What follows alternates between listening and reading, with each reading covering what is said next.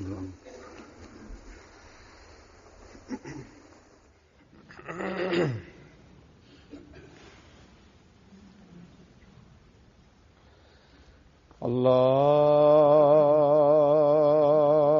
أكبر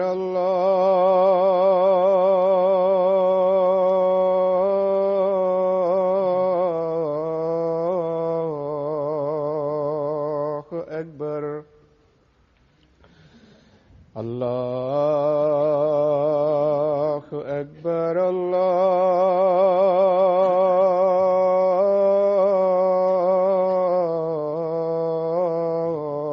الله أكبر. أشهد أن لا إله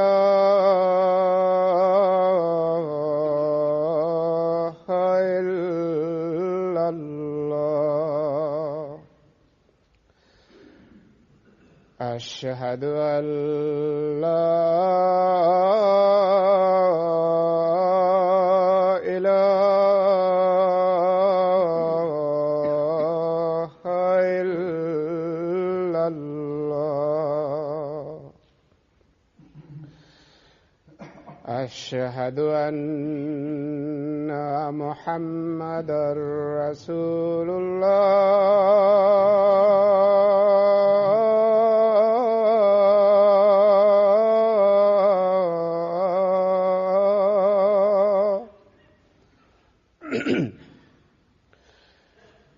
أشهد أن محمدًا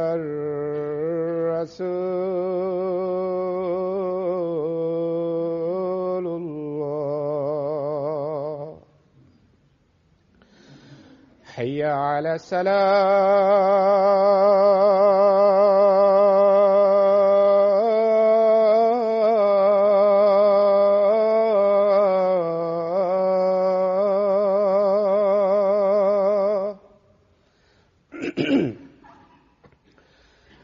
حي على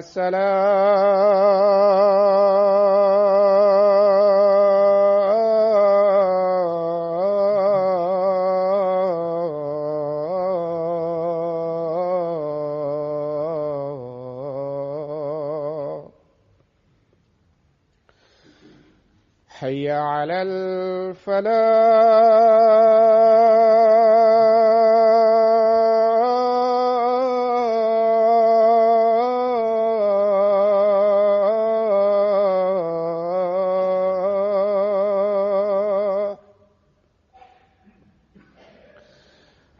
حي على الفلاح.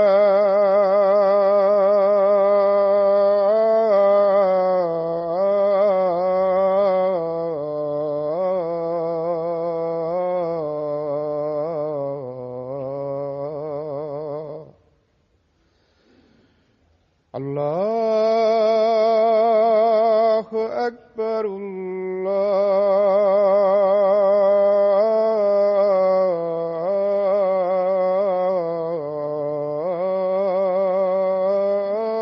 الله أكبر. لا إله إلا الله.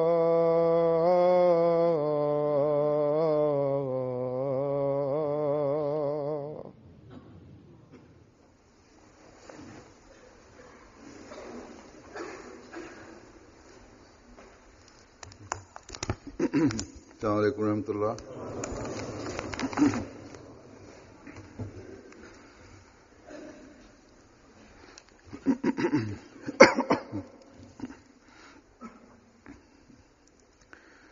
أشهد أن لا إله إلا الله وحده لا شريك له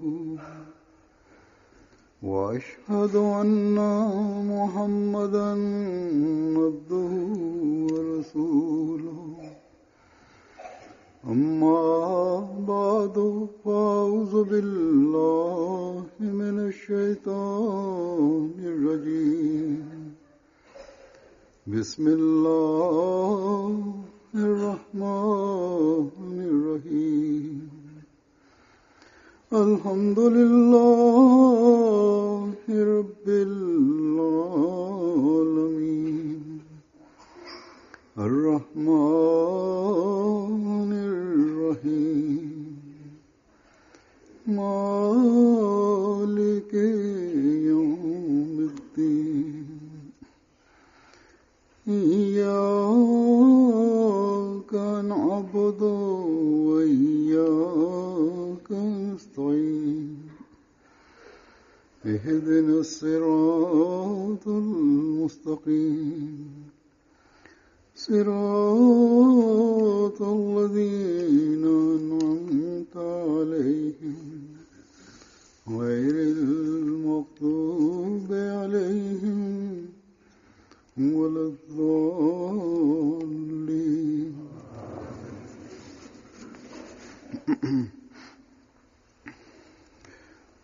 अल्लाह ताला क़ुरान शरीफ़ में फरमाए थो त या अय्युहल्लज़ीना आमनू इस्तजीबू लिल्लाहि वलिर्रसूल इज़ा दआकुम लिमा युहयीकुम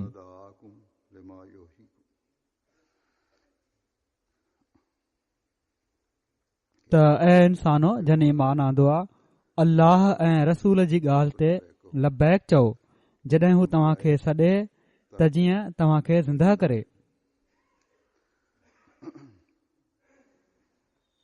अल्लाह ताला पंहिंजे रसूलनि खे ज़िंदगी ॾियण जे लाइ मोकिलींदो आहे।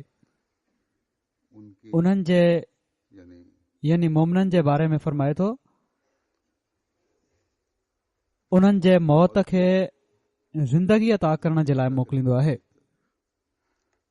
जहिड़ो कि क़ुरान शरीफ़ जे हिननि लफ़्ज़नि मां ज़ाहिर आहे त ही ज़िंदगी रूहानी ज़िंदगी आहे, ज़ाहिरी मौत मां ज़िंदगी न आहे।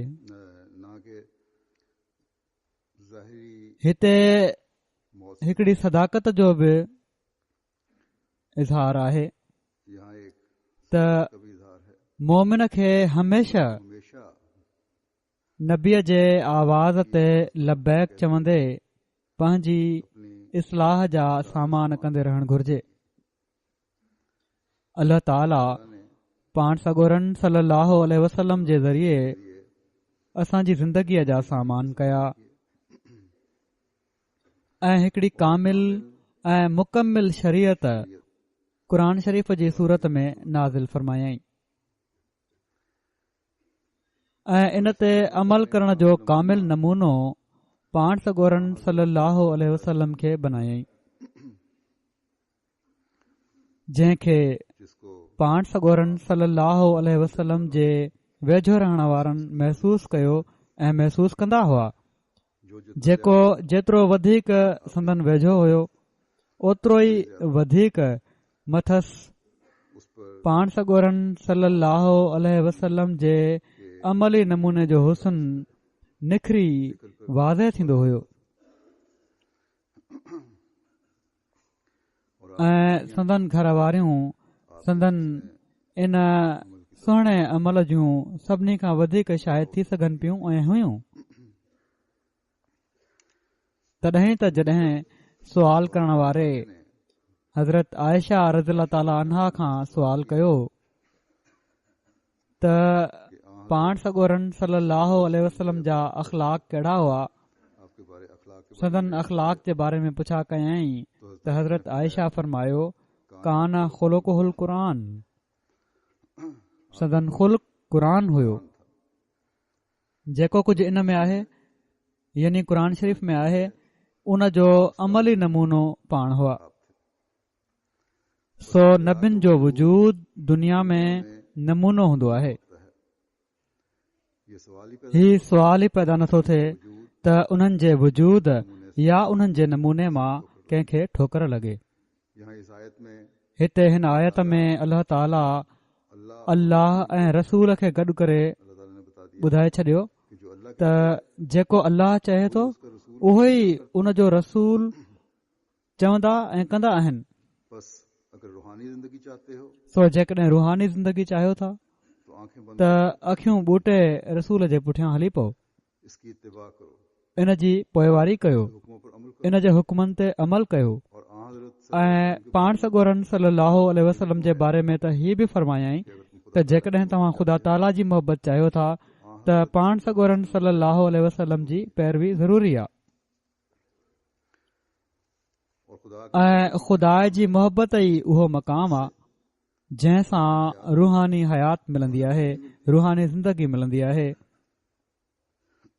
बस हकीकी रूहानी सो जिंदगी के लिए हक़ीक़ी रूहानी ज़िंदगी जे लाइ हज़रत पाण सॻोरन सल्लल्लाहु अलैहि वसल्लम जे आवाज़ ते लबैक चवणु ज़रूरी आहे। और जब तक ऐं जेसि ताईं हिकिड़ो मुस्लमान चवराइण वारो हक़ीक़ी रंग में उस बात उन ॻाल्हि खे नथो मञे जो अल्लाह ताला ने जेका अल्लाह ताला पाण सॻोरन सल्लल्लाहु अलैहि वसल्लम खां हिननि लफ़्ज़नि में ऐलान कराई त फत्तबिऊनी युहिब्बुकुमुल्लाह, बस मेरी सो मुंहिंजी पोइवारी कयो अल्लाह त अल्लाह ताला तव्हां सां मोहबत कंदो।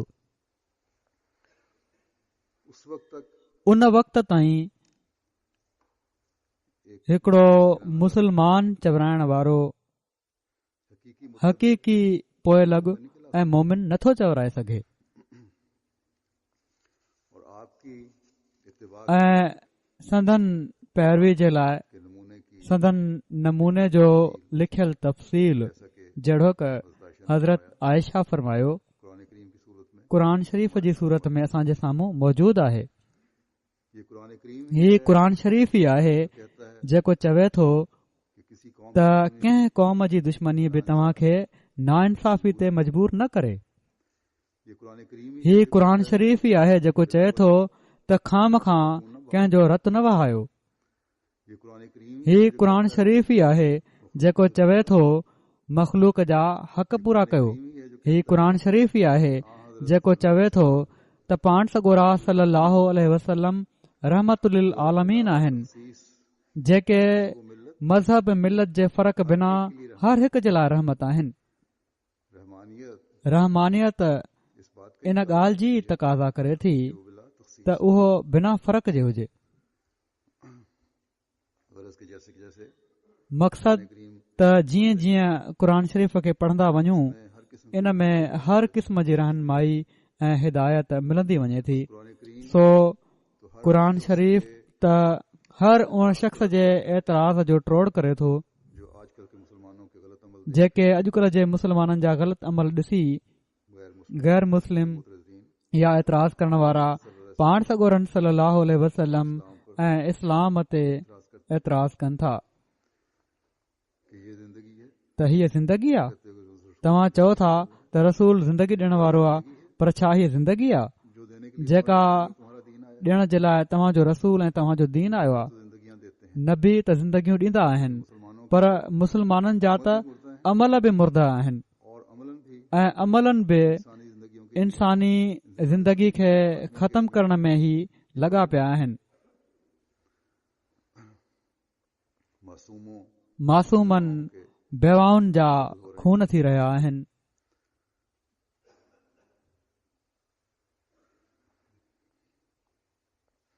मुझसे अगर कोई पूछे मूंखां जेकॾहिं को पुछे, केतिरा ई भेरा मूंखां सुवाल कंदा आहिनि माण्हू, अहमदन खां बि पुछंदा आहिनि, तो मैं यही कहा त मां इहो ई चवंदो आहियां तुम्हारे इस त तव्हांजे इन एतिराज़ जो जवाबु तो त अल्लाह अल्लाह ताला ताला और उसका रसूल ऐं उन जो रसूल इस्लाम जी शुरूआत में ई 1400 साल पहिरियां ई ॾेई चुका आहिनि।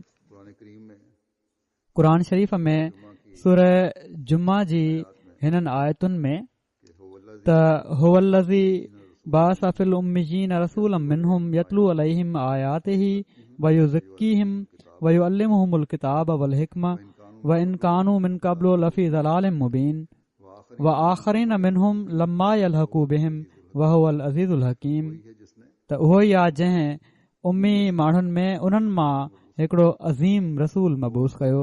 हू मथनि उन जी आयतुनि जी तिलावत करे थो ऐं खेनि पाक करे थो ऐं खेनि किताब ऐं हिकमत जी तालीम ॾिए थो, जॾहिं त इन खां पहिरियां हू यकीनन खुलियल खुलियल गुमराही में हुआ और इन्हीं में से ऐं इन्हनि मां ई ॿियनि जी तरफ़ बि उन खे मबूस कयो अथई जेके अञा उन्हनि सां न आहिनि मिलिया।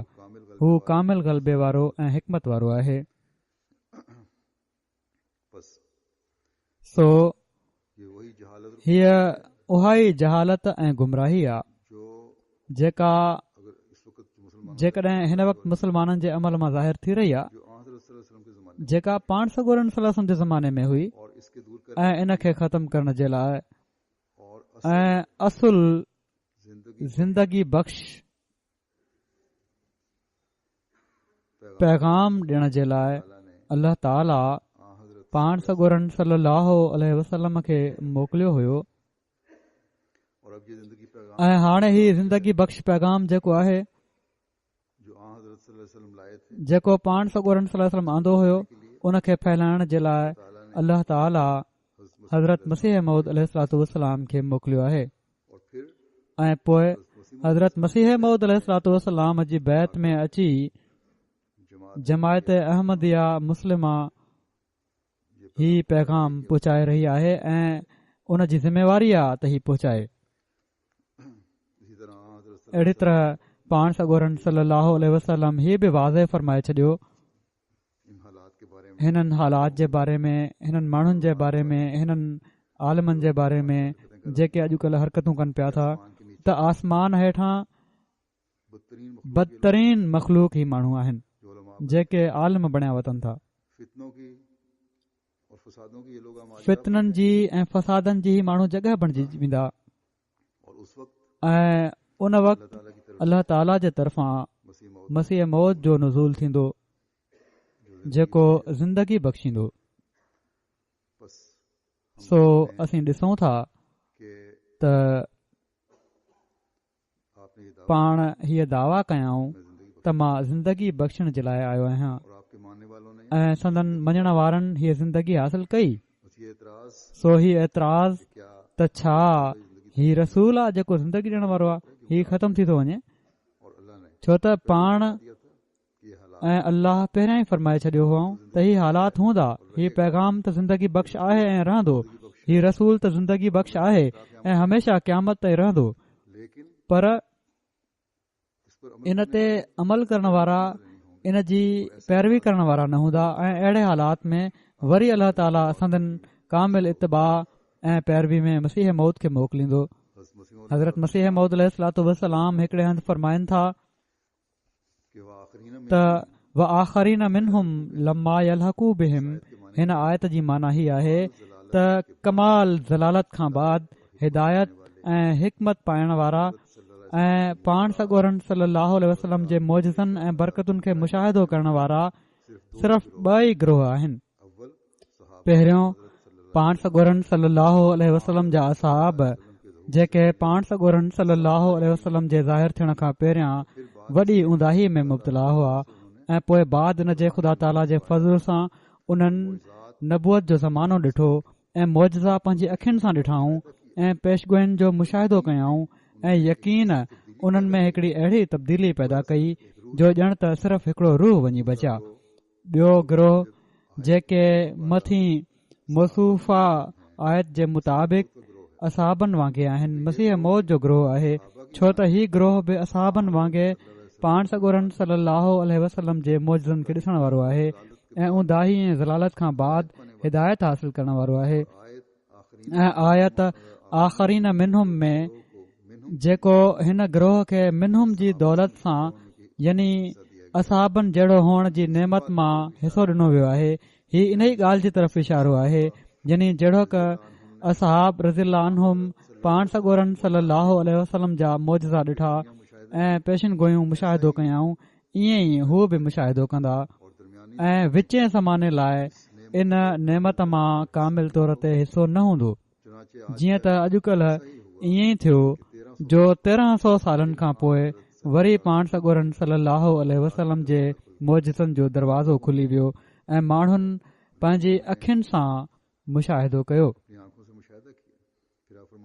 वरी पाण फरमाइनि था ताउन जो पखिड़जण ऐं हज खां रोकियो वञण बि सभिनी पंहिंजी अखियुनि सां ॾिसी वरितो आहे। मुल्क में रेल तयारु थियण ऐं उठनि जो बेकार थियण ही समूरा पाण सॻोरन सल्लल्लाहु अलैहि वसल्लम जा मौजज़ा हुआ जेके हिन ज़माने में ओड़ितरा ॾिठा विया जहिड़ो क असहाब रज़ियल्लाहु अन्हुम मौजज़नि खे ॾिठो हुयो। इन ई जे करे अल्लाह जल शानहू हिन आख़िरी ग्रोह खे मिनहुम जे लफ़्ज़ सां पुकारियो आहे त जीअं ही इशारो करे त मुअयना मौजज़नि में हू बि असहाबनि जे रंग में ई आहिनि। सोचे ॾिसो त 1300 सालनि में अहिड़ो ज़मानो मिनहाज नबूअत जो ॿियो कंहिं ॾिठो। हिन ज़माने में जंहिं में असांजी जमायत पैदा कई वई आहे केतिरनि ई सबबनि करे हिन जमायत खे असहाब रज़ियल्लाहु अन्हुम सां मुशाबियत आहे। हू मौजज़नि ऐं निशाननि खे ॾिसनि था जहिड़ो की असहाबनि ॾिठो। हू ख़ुदा ताला जे निशाननि ऐं ताज़िन ताइदुनि मां नूर ऐं यकीन हासिल कनि था जहिड़ो की असहाबनि हासिल कयो। हू ख़ुदा जी राह में माण्हुनि जी टोकुनि ऐं खिलुनि ऐं लानताणा ऐं क़िस्म क़िस्म जी दिल आज़ारी ऐं बदज़ुबानी ऐं कतरण वग़ैरह जो सदमो सहन पिया था जहिड़ो की असहाबनि सठो। हू ख़ुदा जे खुलियल खुलियल निशाननि ऐं आसमानी मददुनि ऐं हिकमत जी तालीम सां पाक ज़िंदगी हासिल कनि था जहिड़ो की असहाबनि हासिल कई। केतिरा ई उन्हनि मां अहिड़ा आहिनि जेके नमाज़ुनि में रोअनि ऐं सजदा गाहुनि खे ॻोड़नि सां भिॼाइनि था जहिड़ो की असहाब रज़ियल्लाहु अन्हुम रोअंदा हुआ। सो संदन हीअ दावा त मां दुनिया खे ज़िंदगी ॾियण आयो आहियां वॾे शान सां पूरी थी ऐं थी रही आहे त पाण सॻोरन सल्लल्लाहु अलैहि वसल्लम जी पैरवी में अल्लाह ताला संदन ज़रिए सां बि दुनिया खे ज़िंदगी बख़्शे रहियो आहे। हाणे ख़ुदा ताला जे कलाम खे समझण संदन ज़रिए सां ई मुमकिन आहे, इन खां बग़ैर नामुमकिन आहे। क़ुरान शरीफ़ जा मारिफ़ ऐं हक़ाइक़ ॿुधाइण संदन ई कमु आहे। माण्हुनि खे रूहानी ज़िंदगी हाणे संदन ज़रिए सां ई मिली रही आहे ऐं मिली सघे थी। 1400 सालनि खां पोइ पाण सॻोरन सल्लल्लाहु अलैहि वसल्लम जी कामिल पैरवी ऐं मोहबत में गुम थी कामिल अमली नमूनो पाण ई पेश फरमायाऊं। सोही अमली ऐं अख़लाक़ी ज़िंदगी बख़्शण जो फैज़ान अॼु बि जारी आहे। पर इस्लाम ते एतिराज़ करण वारा इन तरफ़ नज़र नथा कनि। जॾहिं त जेकॾहिं मुसलमाननि जा ग़लति अमल ॾिसनि था जॾहिं त ज़रूरत खां वधीक प्रोपेगेंडा कनि था। एतिराज़नि जी हण वटि शुरू थी वञे। कुझु ॾींहं पहिरियां मूंखे कंहिं लिखियो त हिकिड़े पढ़ियल लिखियल ईसाई सां इस्लाम जी ख़ूबसूरत तालीम ते ॻाल्हि थी रही हुई ऐं ख़िलाफ़त जे जारी निज़ाम ऐं जमायत दुनिया में कहिड़ियूं ख़िदमतूं अंजाम ॾेई रही आहे इन बारे में ॿुधायो अहमदीअ त हू चवण लॻो त मीडिया खे छो नथा ॿुधायो, ही दुनिया खे छो नथो पतो लॻे, अख़बारनि में छो नथो अचे। ई उन दोस्त चयो असां त ॿुधाईंदा आहियूं, असांजी तबलीग बि आहे, लीफलेट्स बि विराया वेंदा आहिनि, हाणे त लखनि करोड़नि में विराया वञनि था, बसियुनि में इश्तहार आहिनि, ॿिया ज़रिया आहिनि इश्तहार जा, मुख़्तलिफ़ प्रोग्राम आहिनि, ख़बरूं बि ॾियण जी कोशिश कंदा आहियूं, पर मीडिया उन खे एॾी कवरेज नथो ॾिए जेतिरी मनफ़ी ख़बरुनि खे हू ॾिए थो। त ईसाई दोस्त पाण चवण लॻा त मीडिया खे बि माण्हुनि खे पंहिंजी तरफ़ तवजो रखण जे लाइ ही कमर्शलाइज़ थी चुकी आहे। हर शइ मिर्च मसालनि वारी ख़बरुनि जी ज़रूरत आहे त जीअं माण्हू उन्हनि खे ॿुधनि ऐं ॾिसनि ऐं जहिड़ी तरफ़ रुझान वधीक हुजे मुसलमाननि जे ख़िलाफ़, छो त अॼुकल्ह रुझान आहे, तंहिं करे ख़िलाफ़ ख़बरूं लॻाइण में ही तेज़ी ॾेखारनि था। पाण ई चवण लॻो त मीडिया वारा इंसाफ़ खां कमु नथा वठनि ऐं हक़ीक़तुनि खां पासो कनि था। बहरहाल ही उन्हनि जो कमु आहे, पर कुझु हाणे अहिड़ा बि आहिनि जेके कुझु न कुझु हक़ में चवण या ॻाल्हाइण लॻी पिया आहिनि। कुझु ॾींहं पहिरियां मूं ॻाल्हि कई हुई त BBC जे नुमाइंदे इंटरव्यू वरितो हुयो मूंखां, काफ़ी डिघो हुयो। उन जे कुझु हिसे खे उन्हनि पंहिंजी हिकिड़ी डॉक्यूमेंट्री में बि ॿुधायो आहे, जेको कल्ह हिकु भेरो ॾेखारियो बि वियो आहे BBC एशिया ते ऐं BBC वर्ल्ड रेडियो सर्विस जेका आहे उन में शायदि छंछर खां ॾेखारींदा या छंछर खां शुरू कंदा या छंछर वारे ॾींहुं सिर्फ़ु ॾेखारणो आहे उन्हनि। बहरहाल उन ॾींहुं उन्हनि चयो त असां ॿुधाईंदासीं ही ॾेखारींदासीं न ॿुधाईंदासीं छो त रेडियो सर्विस आहे। इन में मुंहिंजी हीअ ॻाल्हि बि उन्हनि शामिल कई आहे त जेका जमायत हीअ ख़ूबसूरत तालीम ॾिए थी उहा इस्लाम जी हक़ीक़ी तालीम आहे ऐं इन ई जे करे लखनि जे अंग में माण्हू हर साल जमायत में शामिल थींदा आहिनि। पूरी ॻाल्हि त उन्हनि न ॿुधाई पर बहरहाल काफ़ी हद ताईं कुझु कुझु लफ़्ज़ बि विच में ॿुधाया अथनि त जेके माण्हू शामिल थींदा आहिनि उहे इन लाइ शामिल थींदा आहिनि जो इस्लाम जी हक़ीक़ी तालीम जो उन्हनि खे पतो पवंदो आहे ऐं इस्लाम जे इन ज़िंदगी बख़्श पैगाम खे हू ॿुधी इन जी तरफ़ मुतवजो थींदा आहिनि। सो इस्लाम जी तालीम में ऐं पाण सॻोरन सल्लल्लाहु अलैहि वसल्लम जे नमूने में का कमी नाहे, बल्कि हिकिड़ी कामिल ऐं मुकमिल नमूनो ऐं तालीम आहे। जेकॾहिं ख़राबी आहे त उन्हनि आलमनि ऐं माण्हुनि में जेके उन्हनि जी ग़लति रहनुमाई कनि था ऐं जेके ग़लति तरीक़े सां इन्हनि आलमनि जे पुठियां हलनि था। जेकॾहिं इहा ॻाल्हि न हुजे त नबी ज़िंदगी बख़्शींदा आहिनि जंहिंजी सभिनी नबियनि दावा कई आहे त ख़ुदा ताला जी ज़ात तां बेतमाद खजी वञे। उहे मुर्दा मज़हब जेके सिर्फ़ दावा कंदा आहिनि ऐं हाणे ज़िंदगी बख़्शण वारी ॻाल्हि उन्हनि में का नाहे रही, उन्हनि मज़हबनि खे इन लाइ माण्हू छॾनि पिया था। उन्हनि मज़हबनि सां रस्मी तालुक़ त आहे पर ईमान जी हालत नाहे। मुसलमाननि ते अल्लाह ताला जो ही वॾो अहसान आहे त उन हिन ज़माने में बि पंहिंजो रसूल मोकिले पंहिंजी तालीम खे ताज़ो करे असांजे साम्हूं पेश फ़रमायो आहे त जीअं असीं रुहानी ज़िंदगीअ खे हासिल कंदा वञूं। अल्लाह ताला जा मामूर अल्लाह ताला खां हीउ वाइदो वठी ईंदा आहिनि त जेका क़ौम उन्हनि सां शामिल थींदी हक़ीक़ी पोइवारी कंदी हू उन खे कामयाबी ताईं पहुचाईंदा, उन्हनि खे रुहानी ज़िंदगी अता थींदी ऐं बाक़ी माण्हू नाकाम ऐं ज़लील थींदा। हज़रत मसीह मौद अलैहिस्सलाम सां बि अल्लाह ताला जो इहो ई वाइदो आहे त तव्हां ग़ालिब ईंदव, तव्हां जा मञण वारा तरक़ी कंदा वेंदा इनशा अल्लाह।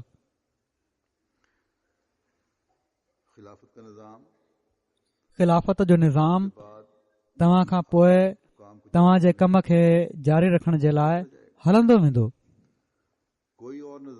को ॿियो निज़ाम जेकॾहिं इन जे मुक़ाबिल ते उथंदो त उहो नाकाम ऐं नामुराद थींदो।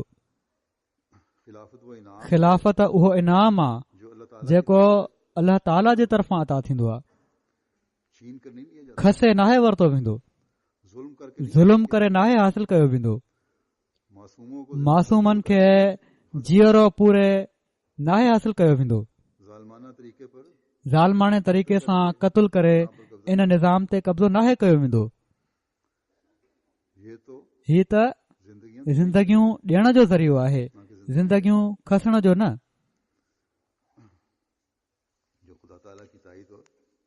जेको ख़ुदा ताला जी ताईद ऐं मदद खां बग़ैर मुमकिन नाहे।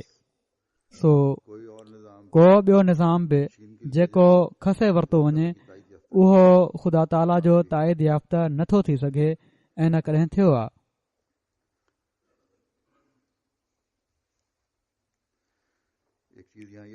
हिकिड़ी शइ हिते हीअ बि यादि रखणु घुर्जे त ख़ुदा ताला जे मामूर खे मञण वारनि, ज़िंदगी हासिल करण वारनि ऐं ज़िंदगियूं ॾियण वारनि खे क़ुर्बानियूं बि ॾियणियूं पवंदियूं आहिनि ऐं मामूर सां गॾु शामिल थियण वारा हर क़िस्म जी क़ुर्बानी जे लाइ तयारु थी वेंदा आहिनि, छो त हू ॼाणंदा आहिनि त उन्हनि जूं क़ुर्बानियूं ज़ाया न वेंदियूं। उन्हनि खे क़ुर्बानीनि जी अहमियत जो पतो हूंदो आहे. इसलिए वो बाज़ दफ़ा तंहिं करे हू बाज़ दफ़ा अपनी इस ज़ाहिरी ज़िंदगी पंहिंजी हिन ज़ाहिरी ज़िंदगीअ खे रूहानी ज़िंदगी रूहानी ज़िंदगी जे लाइ क़ुर्बान करे छॾींदा आहिनि. हज़रत मसीह हज़रत मसीह मौद अलैहिस्सलाम जे वक़्त में बि अहिड़ा हुआ जन पंहिंजे ख़ानदान, माइटनि, माल, कारोबार एसि ताईं जो जान ताईं जी क़ुर्बानी ॾिनी. मानने वालों को मञण वारनि खे की रिश्तेदारों जज़्बात जी, मिटनि माइटनि जी, मालनि जी त अक्सर क़ुर्बानी ॾियणी पवंदी आहे. लेकिन जान की कुर्बानियां भी पर जान जूं क़ुर्बानियूं ॾियण वारा बि हूंदा आहिनि त अहिड़ा हुआ जन ही सभु कुझु क़ुर्बान कयो. लेकिन पर अपनी रूहानी पंहिंजी रूहानी ज़िंदगीअ ते मौत न अचणु ॾिनऊं. और आज भी ऐं अॼु बि सवें हज़ारे अहिड़ा आहिनि जो कुर्बानी जेके क़ुर्बानियूं ॾींदा आहिनि. जज्बात की कुर्बानी है, जज़्बात जी क़ुर्बानी आहे, माल जी क़ुर्बानी आहे, मिटी माइटी जी क़ुर्बानी आहे. ये सब कुर्बानियां खुशी से दे ही सभु क़ुर्बानियूं ख़ुशी सां ॾेई रहिया आहिनि बाज़ जगहों पे ऐं जान जूं क़ुर्बानियूं बि ॾेई रहिया आहिनि. किन जॻहियुनि ते के अहिड़ा आहिनि जेके अहमदियत क़बूल कंदा आहिनि, इस्लाम के हकीकी जिंदगी इस्लाम जे हक़ीक़ी ज़िंदगी बख़्श पैगाम खे क़बूल कंदा आहिनि. और मसाइब को साण ई उन्हनि जे लाइ ॾुखियाईनि ऐं मुसीबतुनि जो दौर शुरू थी वेंदो आहे. पर उसकी परवाह उहे इन जी परवाह न आहिनि कंदा. रूहानी जिंदगी को रूहानी ज़िंदगीअ खे ज़ाहिरी जिंदगी ज़ाहिरी ज़िंदगीअ ते तरजीह ॾींदा आहिनि. जैसा कि हज़रत मसीह जहिड़ो कि हज़रत मसीह मौद अलैहिस्सलाम फरमायो आहे तकालीफ में से गुजर त मुख़्तलिफ़ तकलीफ़ुनि मां गुज़रंदा आहिनि ही माण्हू, लेकिन परवाह नहीं पर परवाह न आहिनि कंदा. बोझ को तंग किया जाता है. केतिरनि खे तंग कयो वेंदो आहे. मुश्किलात से गुजरने वाले अहिड़ियुनि ॾुखियाईनि मां गुज़रण वारनि साले कुझु माण्हुनि जा मिसाल केतिरा ई मिसाल आहिनि. हाणे त जमायत जी तारीख़ में मां तव्हां जे साम्हूं रखी थो छॾियां जिन खे जान जी क़ुर्बानी न पर अहमदियत क़बूल कयाऊं त जज़्बात जी क़ुर्बानी, मुआशिरे जी ॾुखियाईनि ऐं मुसीबतुनि खे मुंहुं ॾियणो पियो. उन्हनि खे मुआशरे में मुआशिरे में अहमदियत क़बूल करण सां गॾु ई हुननि ते दबाव पवणु शुरू थी विया.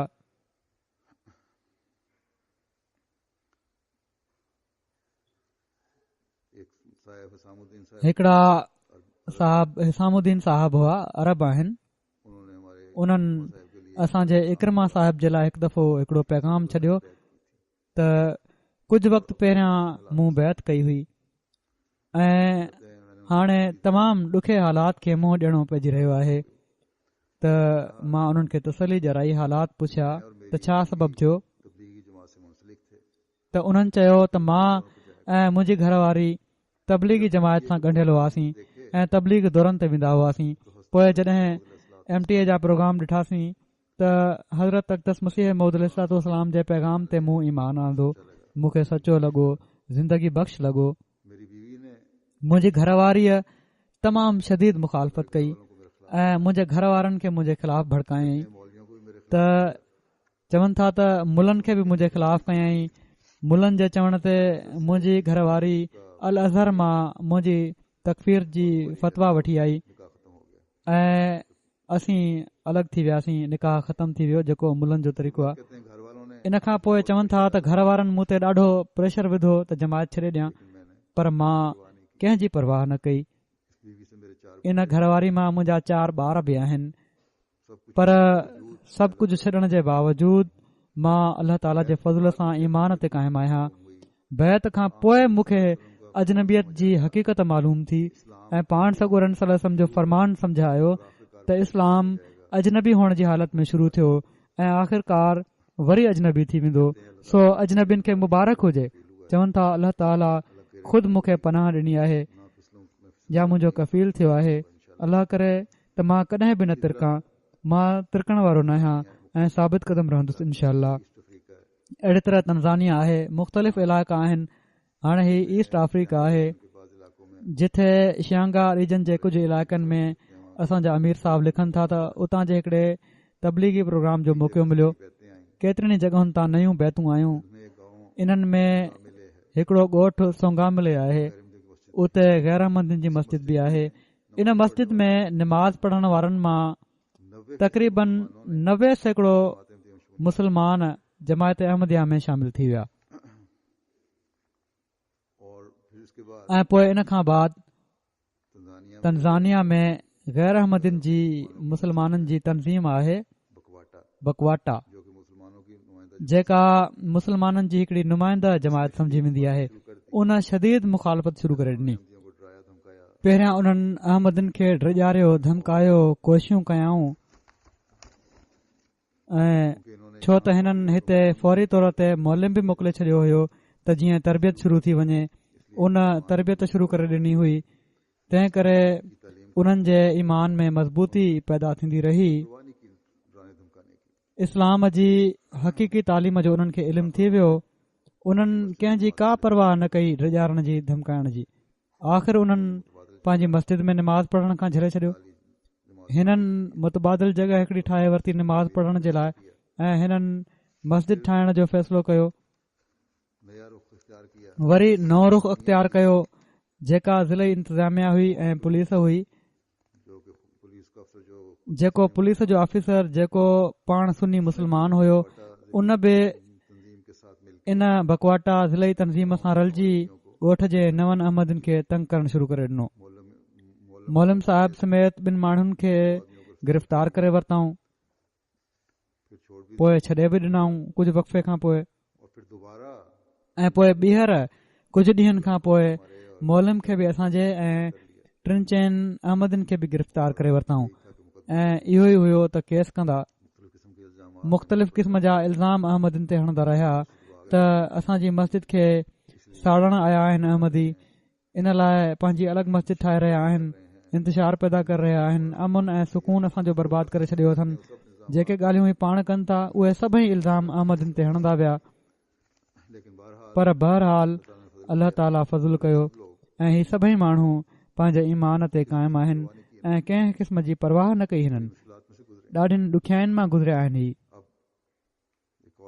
हाणे हिकिड़ो अञा टियों मिसाल ॾियां थो। पहिरियां ईस्ट अफ्रीका जो हुयो, ही वेस्ट अफ्रीका जो आहे। बुर्किना फासो फ्रेंच इलाइक़ो आहे। हिते बि गंज़ारगो जॻह आहे।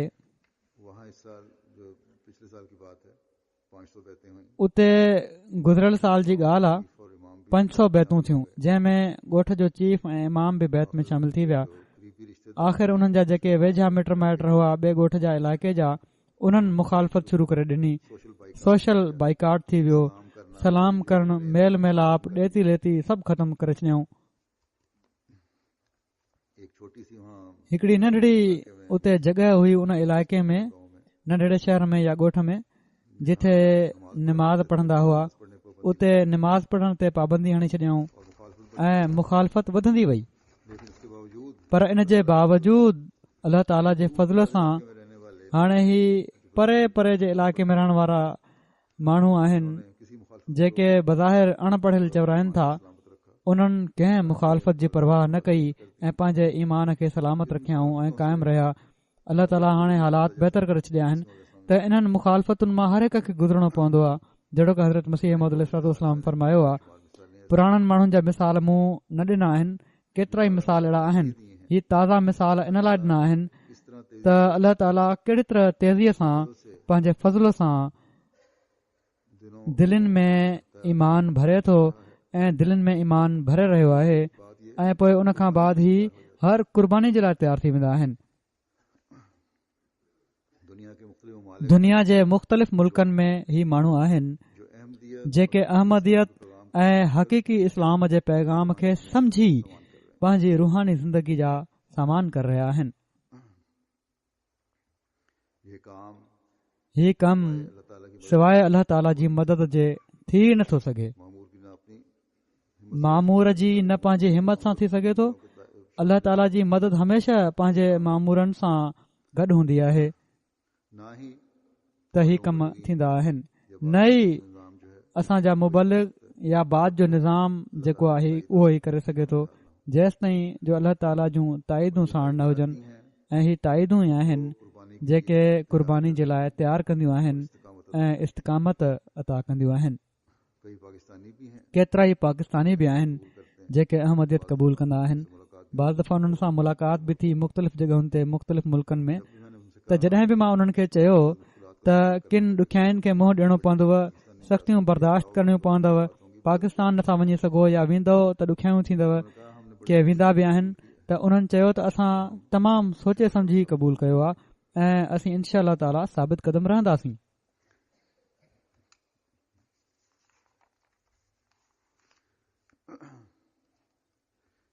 ही त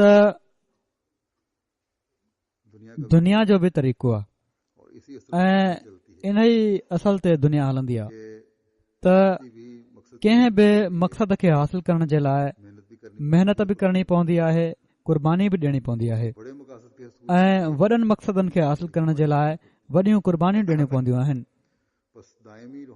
सो दाइमी रुहानी ज़िंदगी जे लाइ क़ुर्बानियूं त साण साण हलंदियूं आहिनि,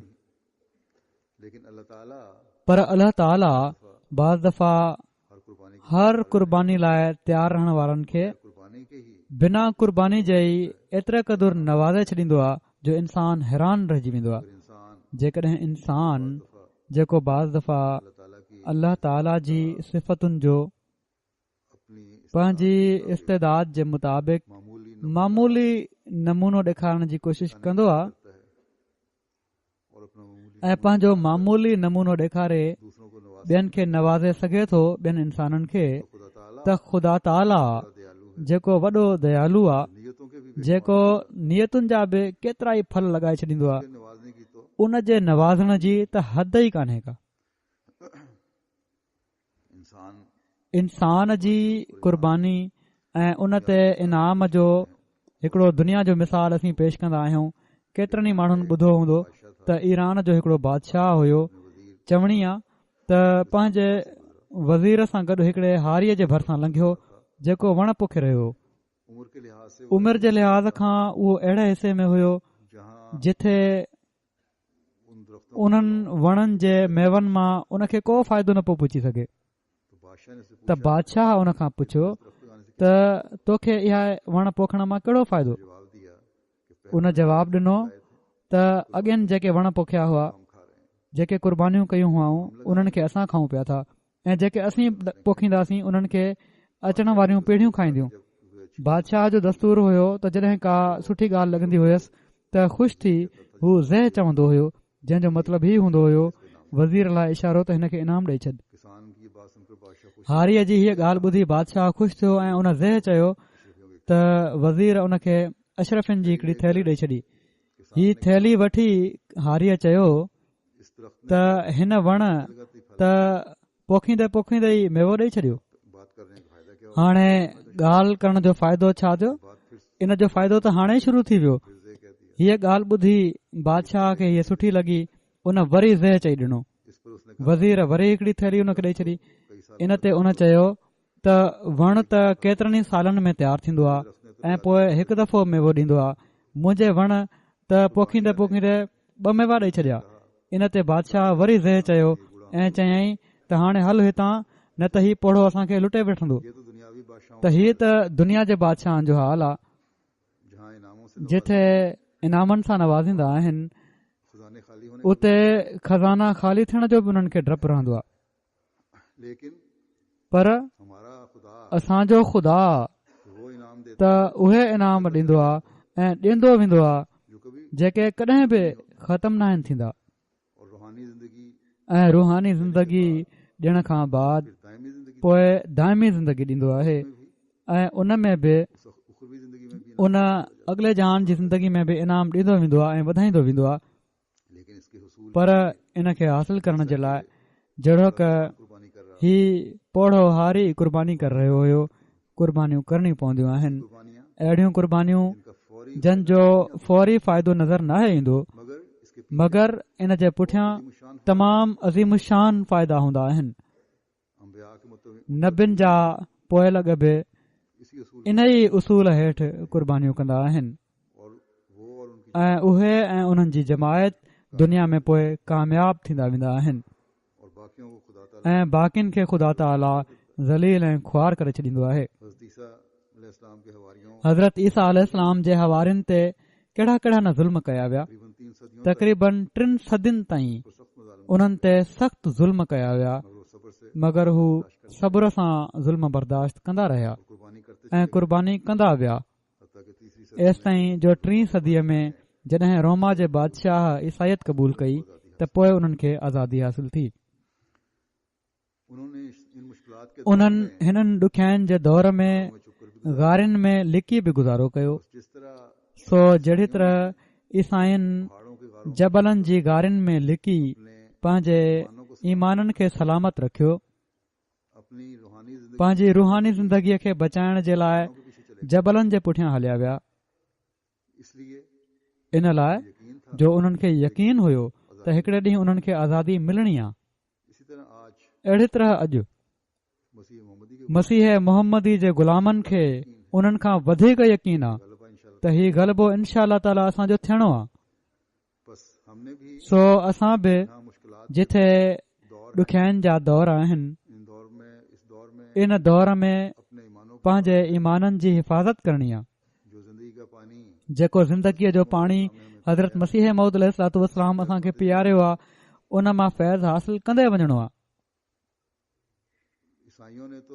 ईसाइनि त जबलनि जे पुठियां लिकी पंहिंजे ईमाननि जी हिफ़ाज़त कई ऐं क़ुर्बानियूं ॾिनऊं। असां पंहिंजे ईमाननि खे पत्थर जे जबल वांगुरु मज़बूत करणो आहे ऐं हीउ साबित करे ॾेखारणो आहे त जीअं उहो इनाम ऐं उहो फैज़ हमेशा जारी रहे। कचा ईमान त पहिरियां बि हुआ ऐं केतिरनि में आहिनि। असां इन ॻाल्हि खे साबित करणो आहे त मामूर जो कमु नई ज़िंदगी पैदा करणु हूंदो आहे ऐं ईमाननि खे मज़बूत करणु हूंदो आहे ऐं उहा हर हालत में असां पंहिंजे अंदरि इनशा अल्लाह ताला पैदा करणी आहे।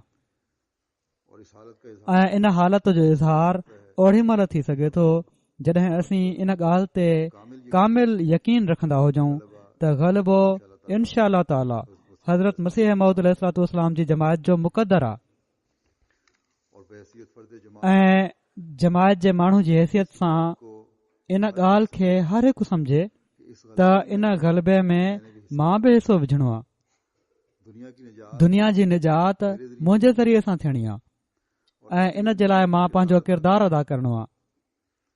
सभिनि ॾुखियाईनि जे बावजूद मां पंहिंजी ज़िंदगी जा बि सामान करणा आहिनि ऐं दुनिया जी ज़िंदगी जा बि सामान करणा आहिनि, छो त इन खां अलावा ॿियो को ज़रियो न आहे जेको दुनिया खे ज़िंदगी ॾेई सघे। हज़रत मसीह मौद अलैहिस्सलाम पंहिंजी फ़तहुनि ऐं ग़लबे जो केतिरनि जॻहियुनि ते ज़िक्र फ़रमायो आहे। हिकड़े हंधि पाण फ़रमाइनि था, ऐं सभई इंसानो ॿुधी छॾियो त हीअ उन जी पेशन गोई आहे जंहिं ज़मीन ऐं आसमान बनायो आहे। हू पंहिंजी हिन जमायत खे सभिनी मुल्कनि में फैलाए छॾींदो ऐं अल्लाह ताला जे फज़ल सां फैलिजी रही आहे ऐं हुजत ऐं बुरहान जी रूह खां सभिनी ते उन्हनि खे ग़लबो बख़्शींदो। उहे ॾींहं अचनि था बलक वेझो आहिनि जो दुनिया में सिर्फ़ इहो ई हिकिड़ो मज़हब हूंदो जंहिंखे इज़त सां यादि कयो वेंदो। ख़ुदा हिन मज़हब ऐं हिन सिलसिले में हद दर्जे ऐं फ़ौकुल आदत बरकत विझंदो ऐं हर हिक खे जेको इन खे बर्बाद करण जो फ़िक्र रखे थो नामुराद रखंदो ऐं हीउ ग़लबो हमेशा रहंदो एसि ताईं जो क़यामत अची वेंदी। जेकॾहिं हाणे मूं ते टोकूं कनि था त इन टोकुनि मां कहिड़ो नुक़सान, छो त को न बि नाहे जंहिं ते टोकूं न कयूं वयूं। सो ज़रूरी हुयो त मसीह मौत ते बि टोकूं कयूं वञनि हा। जहिड़ो की अल्लाह ताला फरमाए थो, या हसरतन अलल इबाद मा यातीहिम मिन रसूलिन इल्ला कानू बिही यस्तहज़िऊन। सो ख़ुदा जे तरफ़ां ही निशानी आहे त हर हिकु नबी ते टोकूं कयूं वेंदियूं आहिनि। जेकॾहिं अहिड़ो माण्हू जेको सभिनी माण्हुनि जे रूबरू आसमान तां लहे, जहिड़ो की गैर अहमदनि जो नज़रियो आहे, त अहिड़ो माण्हू जेको सभिनी माण्हुनि जे रूबरू आसमान तां लहे, हज़रत ईसा अलैहिस्सलाम जे बारे में चवंदा आहिनि न त लहणो आसमान तां ऐं फ़रिश्ता बि हुन सां गॾु हुजनि, उन ते केरु टोकूं कंदो।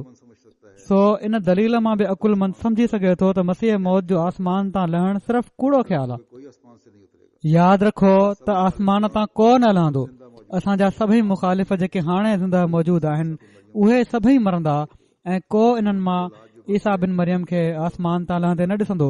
पोइ उन्हनि जी औलाद जेका बाक़ी रहंदी उहा बि मरंदी ऐं उन्हनि मां बि को माण्हू ईसा बिन मरियम खे आसमान ताला ते न ॾिसंदो ऐं पोइ औलाद जी औलाद मरंदी ऐं उहा बि मरियम जे पुट खे आसमान ताला ते न ॾिसंदी, तॾहिं ख़ुदा उन्हनि जी दिलनि में घबराहट विझंदो त सलीब जे ग़लबे जो ज़मानो बि गुज़री वियो आहे ऐं दुनिया ॿे रंग में अची वई आहे, मगर मरियम जो पुटु ईसा अञा ताईं आसमान तां नाहे लथो।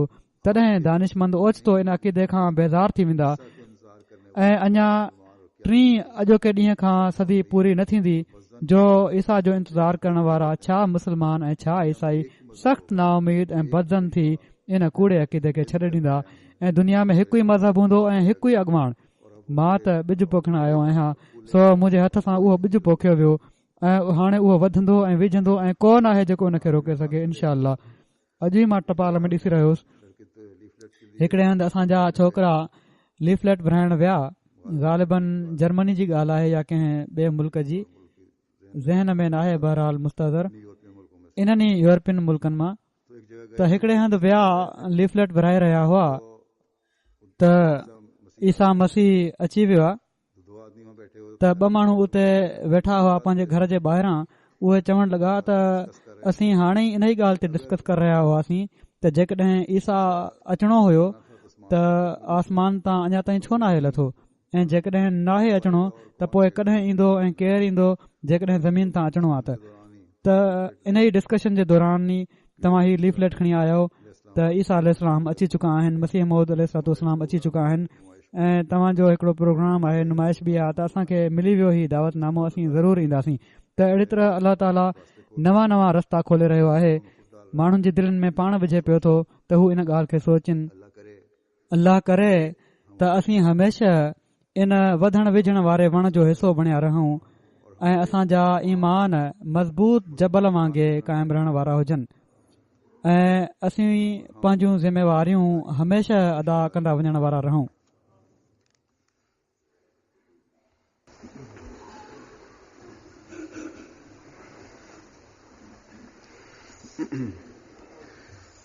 अल्हम्दुलिल्लाह नहमदुहु व नस्तईनुहु व नस्तगफिरुहु व नुमिनु बिही व नतवक्कलु अलैहि व नऊज़ु बिल्लाहि मिन शुरूरि अनफुसिना व मिन सय्यिआति अअमालिना। मन यहदिहिल्लाहु फला मुदिल्ल लहु व मन युद्लिल्हु फला हादिय लहु व नशहदु अन ला इलाहा इल्लल्लाह व नशहदु अन्ना मुहम्मदन अब्दुहु व रसूलुहु। इबादल्लाह रहमकुमुल्लाह इन्नल्लाह यामुरु बिल अदलि वल इहसानि व ईताइ ज़िल क़ुर्बा व यन्हा अनिल फ़हशाइ वल मुनकरि वल बग़ि यइज़ुकुम लअल्लकुम तज़क्करून।